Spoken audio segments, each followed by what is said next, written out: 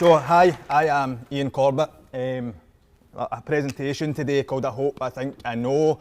Anybody of a certain age that's eagle-eyed might notice that that's an Oasis lyric. I'm not going to sing that today. Life's cruel enough without anybody having to put up with that. But it will be a theme as we go through some of these slides today. As Scott said, I work for Fearless as a senior practitioner. So Fearless are the Youth Army Crime Stoppers, and I work with young people in custody, community, schools, etc. to do campaigns about community safety. I am a trustee at the Anchor in Inverclyde, and Chris said I was to make sure I gave him a shout out, so Chris is over there from the Anchor if anybody wants to hear more about what they do for suicide prevention in Inverclyde.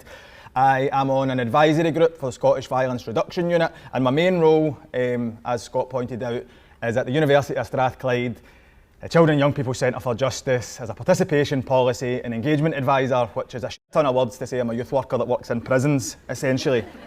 So my job is basically to make sure that young people are meaningfully input into the decisions, the policy and legislation that's going to affect them while they're in the justice system. And we've done that very effectively across the whole team. Some of the work that I've done directly with young people has influenced policies such as the Children's Care and Justice Act, Scottish Government Restorative Justice Action Plan, UNCRC Incorporation Act, amongst other things.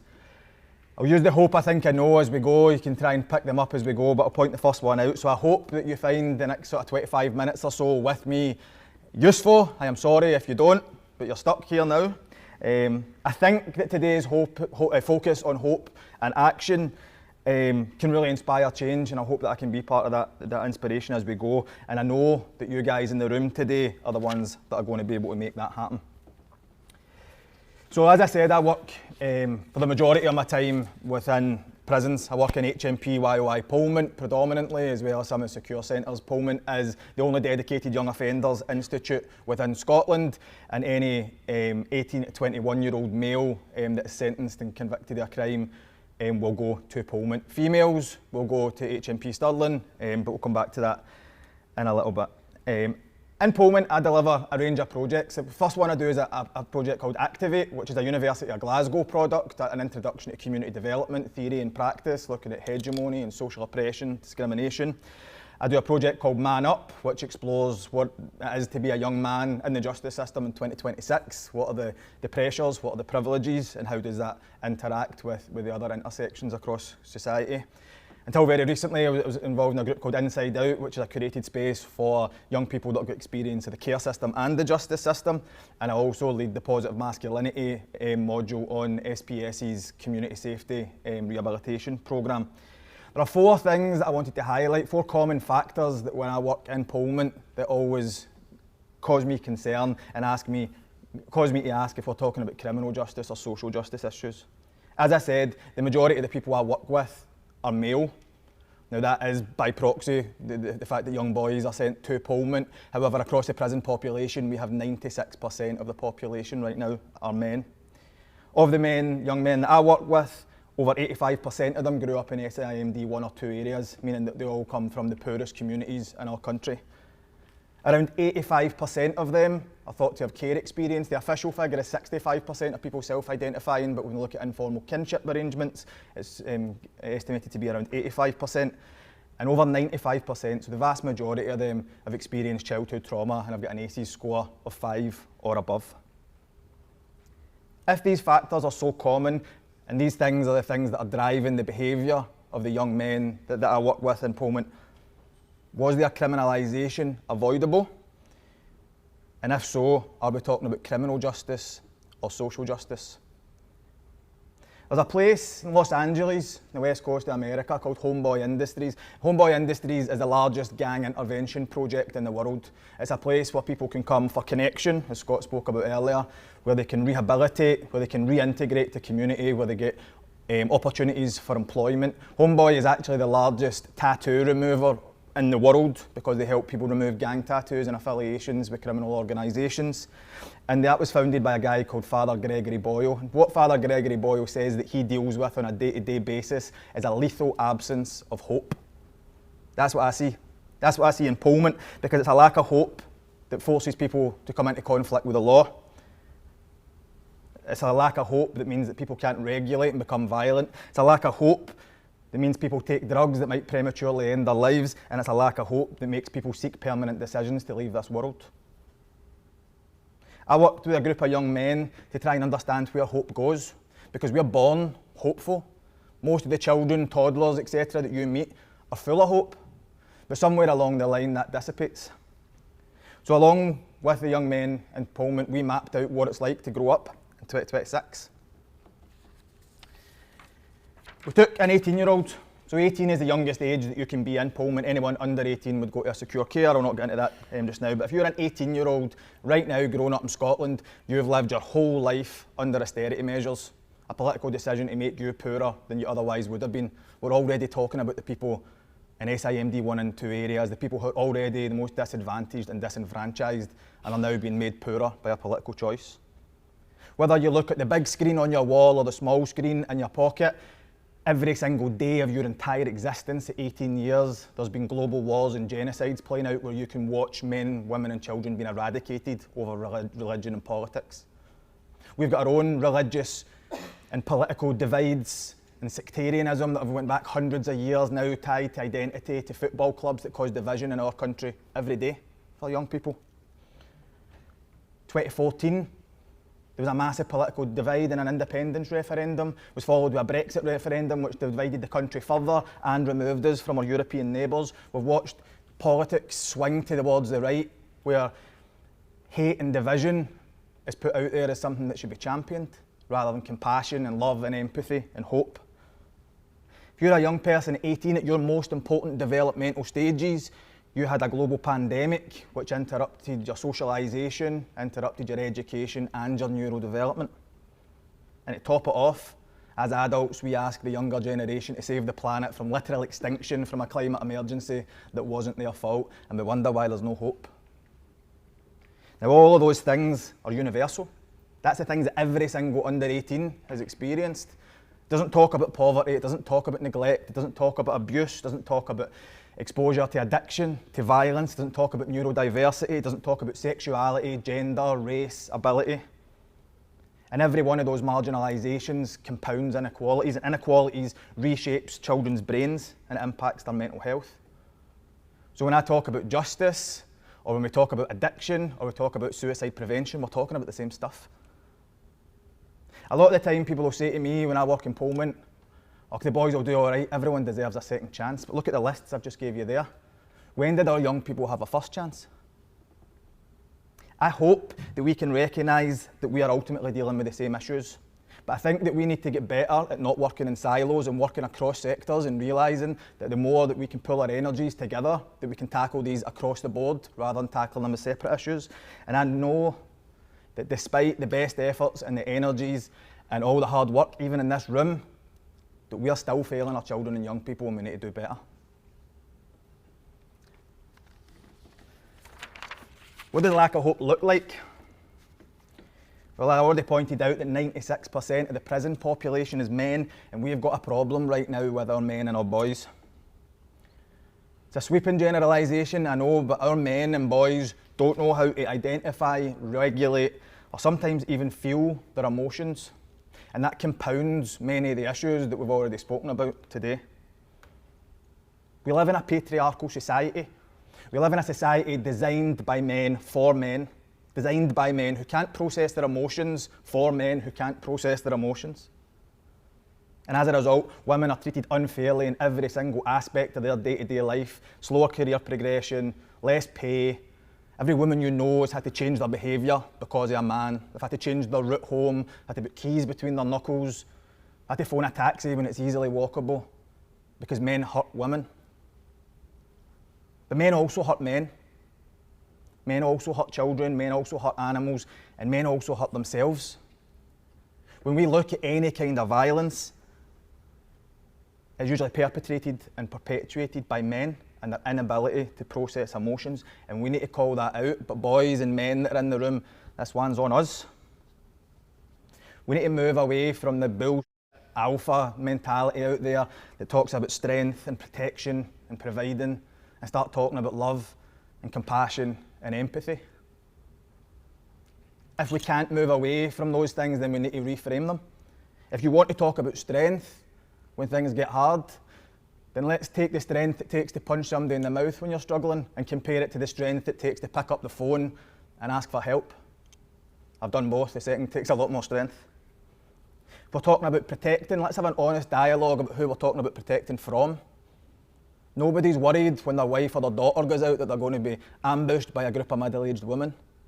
Nobody's locking the door at night expecting a granny to rob their house. We intuitively know, as men, that men are the problem. That's why we feel the need to protect. So let's have conversations about what we can do differently and how we can change that narrative. If we want to talk about providing, let's not talk about providing roofs over heads and meals on table. Now, those things are absolutely important. Let's talk about providing emotional and psychological and physical safety so women don't need to guess which one is going to hurt them. I hope that we can do better, because misogyny and patriarchy harms everyone, not just women. But I think that as boys and men, we need to do better. We need to step up and we need to be more accountable. Patriarchy was designed. Something that has been designed can be redesigned, but that's on us to take ownership and do that. Because I know that we cannot continue as we are. We cannot live in a world where our women don't know when they meet a man which one is going to hurt, abuse, rape or kill them. I've got a 3-year-old daughter and I will not be complicit in growing up in a world where she's too scared to exist. We need to step up. But that means we need to lean in and not push away. As a society, we try hard to prevent. We're at a prevention conference right now. There's hundreds of you here, too many hundreds to look at. Actually, it's giving me the fear a little bit. There'll be more people dialing in to watch online. We try hard to include, we try hard to connect. What we don't try hard enough is to maintain. When a young person comes into conflict with the law, we drop them like hot potatoes. At that point, they need more connection and more support, because in custody, drug use soars, mental health plummets, and the suicide attempts per capita are well above the general averages. We need to hold people tighter in their darkest moments, because that's when they need hope the most. Reintegration and connection supports rehabilitation from drugs, from offending, and from people wanting to leave us prematurely. One of the hardest things that I get asked a lot of the time is about the harm that people have caused. I've just highlighted the harm caused by men. I work daily with people doing lengthy prison sentences for crimes such as rape and murder. The people I work with have caused harm, serious harm that continues to ripple for victims, for families of victims, for communities. But accountability and compassion aren't opposites. I don't need to condone someone's behaviour to show up and try and support them to desist. If we recognise that it's a lack of compassion and love and hope that these people are struggling from, then you can bet your bottom dollar that I'm going to show up with love, compassion and hope. Seeing the humanity in someone who has caused harm isn't a weakness. In fact, it's just the opposite. But that doesn't mean accountability needs to slip. When we talk about accountability, I think we also need to take a bit of accountability as practitioners. We've got very risk averse. We talk too much about what needs done and we don't do enough doing. That's not a shot at any individual, any organisation or any sector, and it does include me, myself. We're scared of getting it wrong. We're scared that our opinions or guidance might lead someone to making a permanent decision. We're scared that we might lose our jobs, that we might upset our funders. But we need to be more brave, because awareness isn't enough. It's a starting point, it is the minimum. We can't just raise awareness at issues, we need to tackle them head on. Trauma-informed. Probably everybody in this room has used the phrase trauma-informed, but being informed of something means f*** all. Nothing. My 3-year-old daughter right now is learning about dinosaurs. I can open a book and she can show me the T-Rex, she can show me the Stegosaurus, she knows the Triceratops is the one with the 3 horns. She's not a paleontologist and the dinosaurs are no less extinct. Awareness starts conversations, but it doesn't solve problems. If there's anyone in the room that deals with funding, then you need to take some accountability too. We have a funding model right now which isn't fit for purpose. We have funders who predetermine what issues we need to tackle and predetermine what outcomes we need to have. How can we solve individual problems for individual people if you've already told us what we need to do? The tail's wagging the dog. It's the wrong way around. I work in a university. Academia is a problem too. Academia is important because the integrity that comes with that robust academic process is the thing that gives us the solid evidence base that we can work from. We need that. But academia is painfully slow. A research project can take you 3 years. It can take you 6 months to analyse it, 6 months to get it peer reviewed, 6 months for it to disseminate to where it needs to go, and then another 6 months before the funders decide that actually this is something we need to tackle. And then what we're doing is we're dealing with yesterday's problems. How can we ever get ahead of the rise in suicide numbers, the rise in drug deaths, the overflowing prison populations if we're not dealing with the problems of today? And we can do it. We proved that. We showed it in 2020 when the third sector stepped up and became reflexive in ways that we've never seen, but we slipped straight back into the norms as soon as the doors opened again. I hope that we can do better. I think that we can be braver. In fact, I know we can, and I know you do too. Why me? Why am I the one up here telling you to rush your job? Well, got nervous again now. I'm a textbook case of what multiple disadvantage looks like, especially navigating childhood and adolescence. I grew up SIMD one area. I grew up with parents who weren't together because they were just children themselves. I loved school, but I probably done about 6 months of work in my full 7 years of primary school because my brain, which I later found out was ADHD, wasn't wired for an education system as it existed, arguably still as it exists. By the time I got to high school, I attended, but I'd all but disengaged from education. I got involved in gangs, drank too much alcohol, took too many drugs, was far too violent, and ended up with more criminal convictions than I'm willing to talk about on this stage. People looked at me in primary school and could see that I was a product of my environment. They'd look at me and see a wee shame. By the time I was 15, 16, although still a product of my environment, they looked at me like I was a wee shit. Now the reason I do the work I do is because I've sat in custody behind a cell door wondering if there's any point in going on. It was never the wee shit sitting behind the door, it was always the wee shame. It was always that wee boy, because that's who I truly am. That's who I am now, and that's who I had to find my way back to. The rest was coping mechanisms. Save you the whole journey, but at some point along the line I was given hope. I was given hope that my stories could help others like me, not just to inform and raise awareness, but to turn into action. And for the last almost 10 years I've been probably what you would call a lived experience practitioner. And I know there's a lot of lived experience in the room today. It's a badge I wear with pride and also something I hate with every being of my body. Because what are we talking about? Lived experience or what? I think we need to be a little bit more honest when we talk about lived experience. Lived experience to me isn't the full sentence. It's shorthand to make all of you guys feel a little bit more comfortable. Because if I asked you in this room who'd ate a banana, most of you have probably ate a banana. If I asked who came to work today, to the conference, in a vehicle that had wheels, probably most of you. If I said who'd been on holiday in Europe, I'd guess the majority of this room have. If I asked you who's got lived experience of eating a banana, you'd look at me as if I was daft. If I said, have you got lived experience of being in a car? Well, if that sentence doesn't ring true to you, then what are we talking about? Because we all know that intuitively we're talking about something much darker. We're not talking about lived experience of day-to-day life. We're talking about lived experience of adversity. We're talking about lived experience of complex trauma. We're talking about lived experience of pain. And if we acknowledge that, we would maybe treat it differently and stop commodifying people's darkest moments. I wear my badge of lived experience with pride. But my experience in the justice system was 3 years and I'm a 37-year-old man. I'm suspended in a period, still talking about it here today, and doing the other 34 years of my life in injustice. And too often, our lived experience professionals are marginalised in the same way that other marginalised groups are.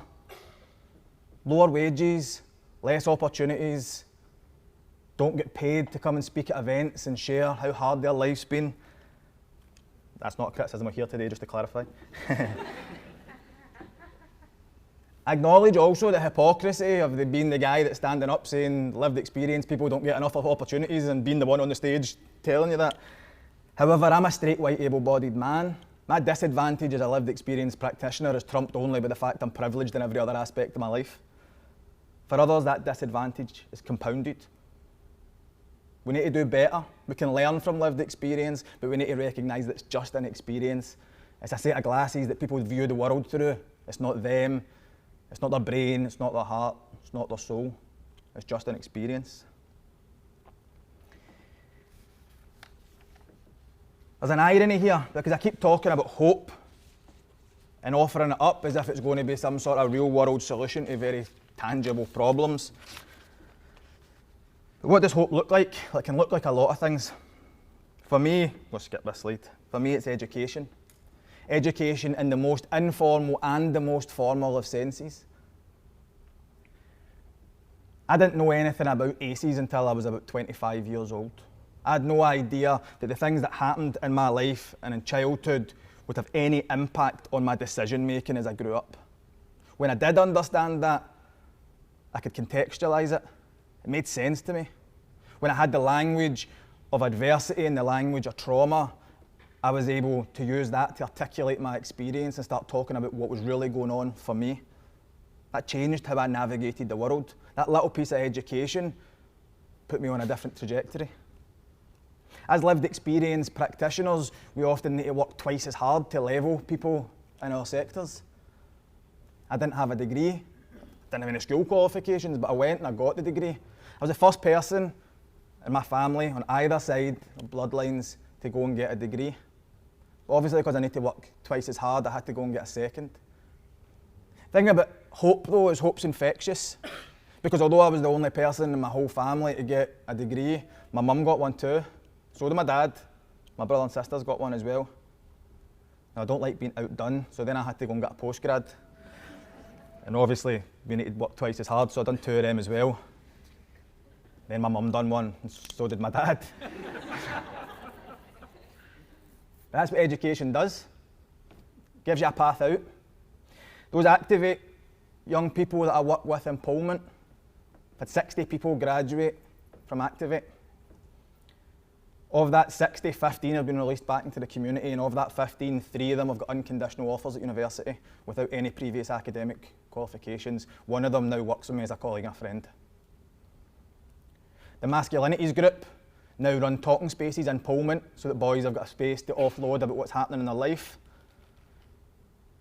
And through Activate, they started Future Change, a social action project which made sure every single prisoner in Pullman got a Christmas present, recognising the over-representation of care experience and the fact that people didn't have families to give them presents at that time of year. That's what hope does.